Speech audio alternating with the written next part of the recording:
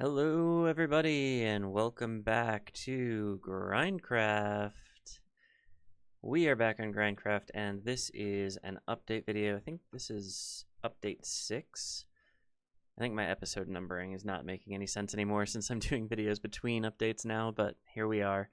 We've got some stuff to get through, so sit back, relax, and enjoy here. First, I want to start with a quick note of thanks once again.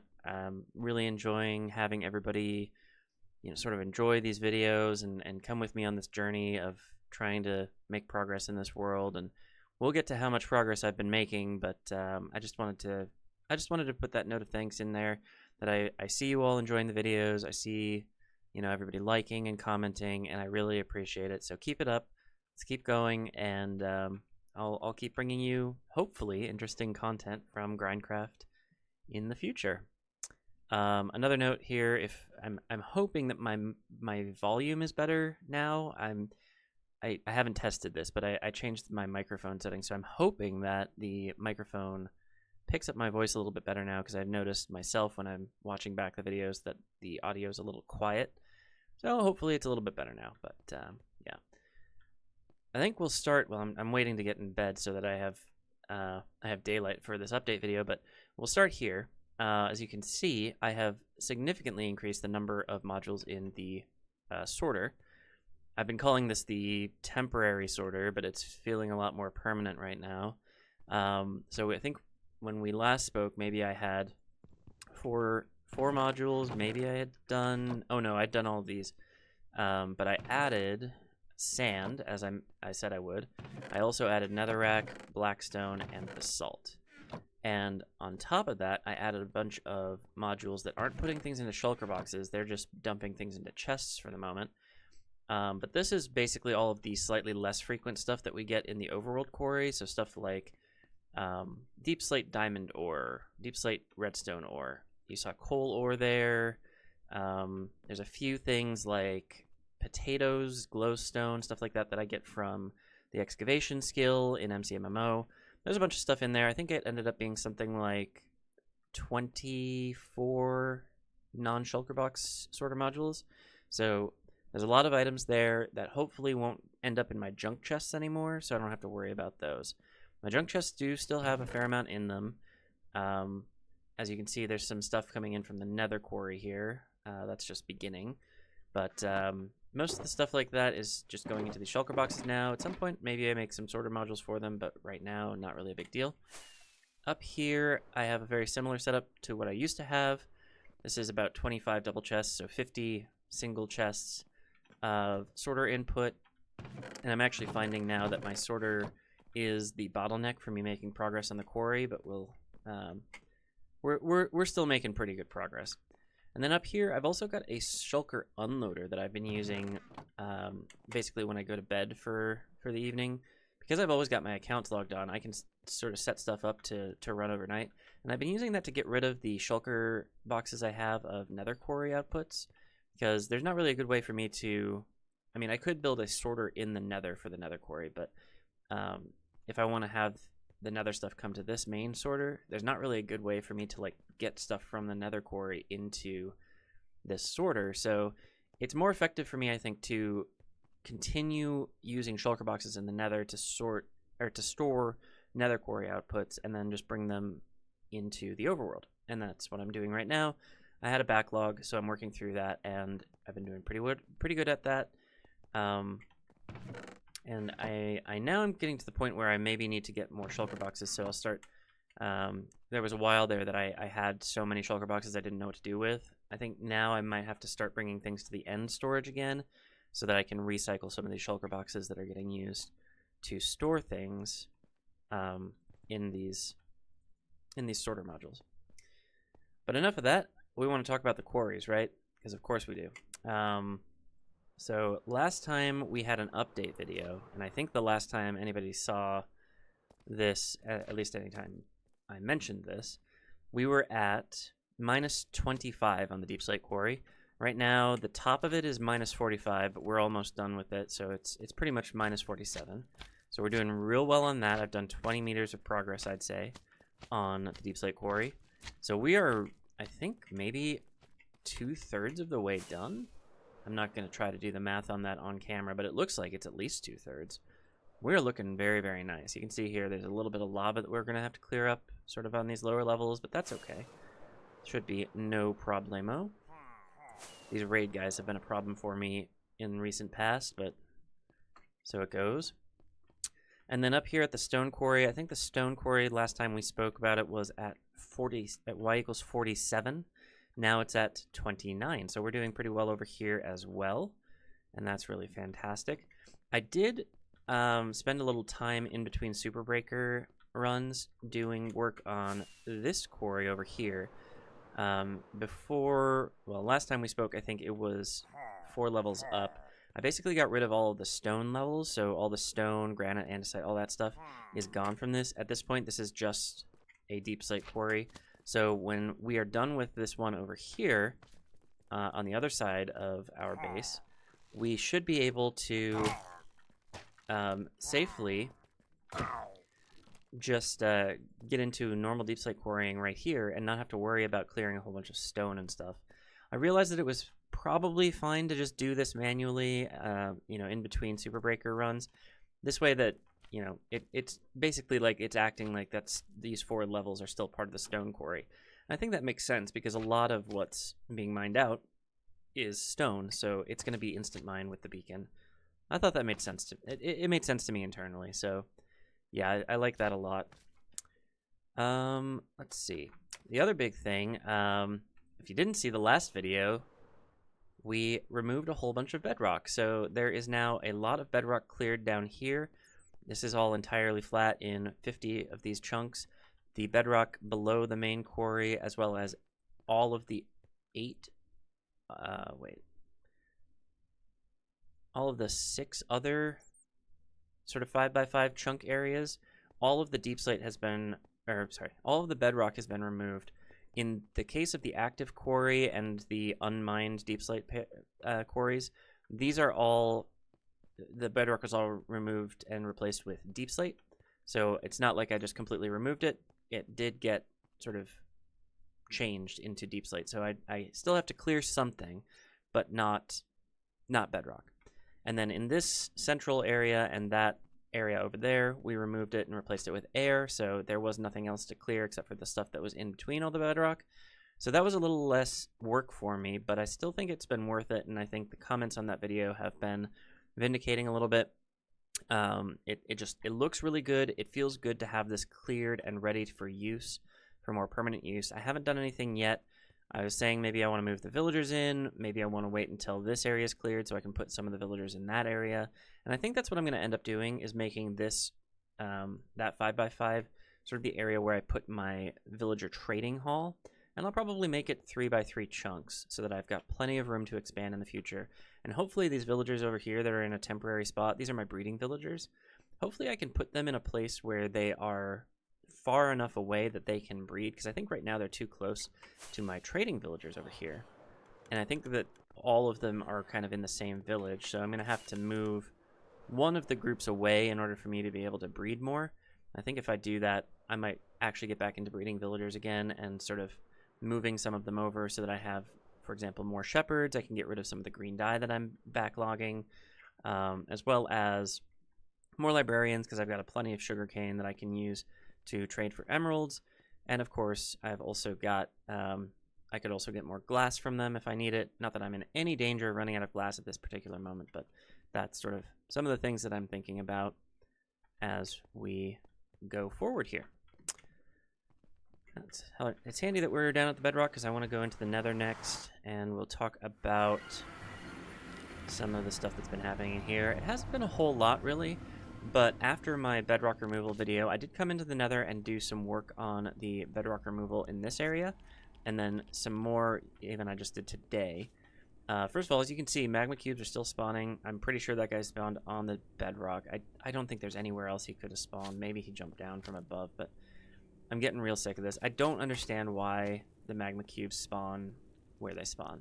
They seem to spawn on bedrock, and that shouldn't be possible, and it's kind of irritating, but if that's the case, I'm thinking I might just put a glass floor down or a slab floor down so that they can't spawn anywhere. I really don't want them to be able to spawn at the floor of this quarry, and it seems like they're going to be able to almost no matter what I do. So I'm gonna wait and see how I can make this work, but I haven't decided fully yet. We'll see. But yeah, that's what I've been doing. In every occasion on the nether side, I am replacing bedrock with netherrack. So I'm not replacing any of this stuff with air, because you can see there's still basalt and stuff in between the bedrock. Anyway, so I'm going to have to do a bunch of work to clear out all this area anyways. But I am replacing it with netherrack, so it is going to take me extra time to remove it all. And in the central area, I don't have a beacon anymore. I might get one just to make that part of my life slightly easier, but I haven't done it yet. So that's a little extra effort that I have to expend in order to get the bedrock removed from this area. And I think that's largely it in here. I will probably continue doing some work on the nether bedrock removal here and there. I do have to do some work over here to remove this all of this storage first, because obviously I've got a whole bunch of barrels over here that have blackstone in them. I think this one's netherrack and that one's basalt. So should probably do something with all of these. I can just put them in shulker boxes and move them to the overworld's temporary storage for now. I'd be probably pretty okay with that, but I want to make sure that I have, this all moved before I do the bedrock removal in this area. And that's why I'm sort of doing piecemeal removal over in this corner for the moment, because there's nothing in these chunks. So I'm just kind of doing one chunk at a time, removing the bedrock, replacing it with netherrack, and then slowly mining it all out, especially since I've got to remove all this glass. And yeah, that's kind of what I've been doing recently. I'm gonna go back in the overworld just because I think there must be something else I need to talk about, because I'm realizing that I've only spent 12 minutes on all of this, and I'm almost certain I must have more to talk about. I guess we could do a quick look at some of the stuff that is in these sorters. So we got the deep slate ores, different deep slate ores, and then the stone ores. I'm gonna have to do these lights are to indicate when I need to start thinking about clearing out some of this stuff into more permanent spots. So with the iron ore, that means I'm probably gonna do a run of smelting some of it, but I have to break it down with fortune first. So that's gonna take me a minute.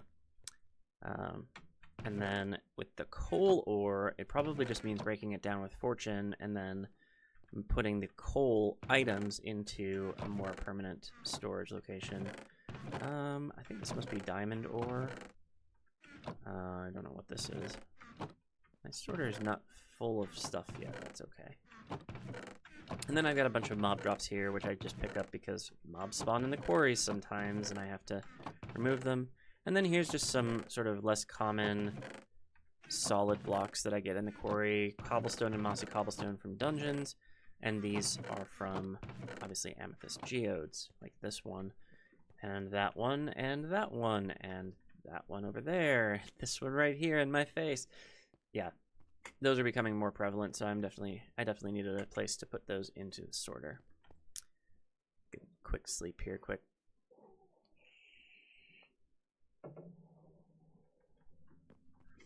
So I guess now the question comes, now that I've got all this bedrock the bedrock removed, I've got this flat bedrock floor, and I've got this quarry pretty much done. Like, I think probably by the next time we have an update video, maybe even by the next time I record a video in this world, we'll have this extra quarry done.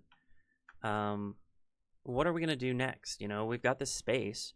What are we gonna move into it? What are we gonna build? And I think I've said on a number of occasions that when 1.21 comes out, then I will have sort of all of the components I need for my final sort of sorting and storage solutions. I'll be able to automatically craft things and store them in a bulk sorter. I'll be able to automatically craft shulker boxes, for example, and use them to build a shulker box based storage system. And even if I do have a sort of a bulk storage system that is somewhere else that's not the main sorter, I will be able to, I'll be able to build that later on. And sorry if you can hear my cat. He has decided he wants to star in the video, as he always does. Anyways, So that main sorting system and storage system will probably live in this central 5x5 here, and it'll ring sort of that the outside of it.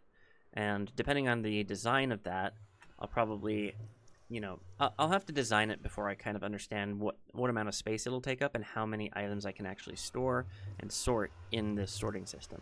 However, that means that the rest of these areas are potentially free for me to use for other purposes. Now, having said that, I am talking about using autocrafters and having, like, you know, the ability to, for example, have part of my storage system be used for like redstone components, right? So like I could autocraft comparators or dispensers or observers, you know, anything like that. And that's certainly a possibility and certainly something that I'd like to pursue. Obviously, that requires me to have a whole bunch of other farms set up that I don't necessarily have, but I can get to that, and that I'm definitely looking at doing. But I think for the most part, that stuff will happen up further in the air. Like, I don't necessarily want to have to rely on dropper chains to get items up so that they can be placed into an auto-crafting system and then later entered into my sort of main storage. I'd rather have the factory sort of vertically aligned so that, for example, if I was doing a factory for, let's say, dispensers, that's cobblestone, bows, and redstone, right? So I'd have a factory first for the dispensers, like an autocrafter for dispensers, but then above that, I would have an autocrafter for bows, and the input for that would be obviously sticks and string. So above that crafter, I'd have a factory for sticks, which might be a bamboo farm leading into an autocrafter for sticks, and then a factory for string, which probably would just be the output of whatever mob farm I set up. And so all of this would sort of chain vertically as opposed to chaining horizontally. So if I think about it that way, all of this floor space that I have for the bedrock, like at the bedrock floor, I can use for other things. So that's why I'm thinking about moving the villagers over here. That's why I might think about moving, say, a sugarcane farm or even the cactus smelting XP farm over here and try to design, not only move it, but try to design it into its final form. Because the way that it's built right now, as much as it's working, I feel like I could make it better. The way that the water streams are set up and the storage is set up, it still feels a little clumsy to me. So I'm thinking I might try to redesign parts of this and see what I can do with it. Especially since, like, I'm using the output of this farm for multiple purposes. Like, I'm using it to output into composters to make bone meal. Like, I don't think I need to do that. I think if I'm going to design a cactus farm for a cactus, like an XP smelter, I should just make it an XP smelter. I shouldn't necessarily make it, you know, a farm for cactus that I store or for bone meal that I store. I can probably just make it one thing. So that'll be part of it probably. But, you know, that's just kind of open-ended things that potentially could happen in the future. I haven't necessarily made any final decisions on it yet. So I guess this is your first opportunity, potentially in this video, for you to answer a question that I have, which is, if you were designing, you know, some farms that you wanted to have go in this spot, specifically utility stuff that I will use frequently. So that means like Cactus XP farm, the kelp smelters, or the villager trading hall, stuff like that. Please do let me know, because I'm definitely looking to have some input as to like what I should put in this space and how I should organize it. I kind of have as I was just trying to explain, I kind of already have a vision for how the autocrafting and the storage will work, but I could use some help understanding how to use more of this space for some of the utility stuff that I do day to day. So yeah, I'd love to hear your input on that. And I think I have pretty much exhausted the amount of things that I wanted to talk about. And in fact, I rambled on quite a bit because I had breezed through most of the stuff in my notes document really, really quickly. But yeah, I guess we'll do our little outro here. So if you are enjoying the video, if you like the video, then click the like button, because that's what it's there for. If you want to see more of these videos, make sure you hit the subscribe button, because of course that's how you get notified when I do my next video, because you know it's coming. You know I'm going to keep making progress. And then if you have suggestions for me, if you want to answer any of the questions that I asked, make sure you put all that information in the comments. And you know, I'm always happy to chat. I've been making sure that I answer every single comment. So yeah, this is your way to interact with me. And by the way, I'm going to make a note of this so I don't try to forget. I'm going to put an invite link to the Discord server that I just revived today because somebody asked me in the last comments, in the comments of the last video. Words are difficult. If I had a Discord server, and I do, so I'm gonna put a link to that in the description of this video, and y'all can come and join it and chat about GrindCraft or about Minecraft in general, or about the grinds that you're working on, or whatever. Actually, the person who asked for the Discord link said it'd be good if we could get in touch with other grinders, and I feel like I think that's maybe that means something different. I think maybe we shouldn't use that word, but that's okay. So yeah, I guess that's pretty much everything from here on GrindCraft. I want to once again thank you for watching the video. Keep the likes coming, keep the views coming, keep the comments coming, and I will see you all in the next one. Bye!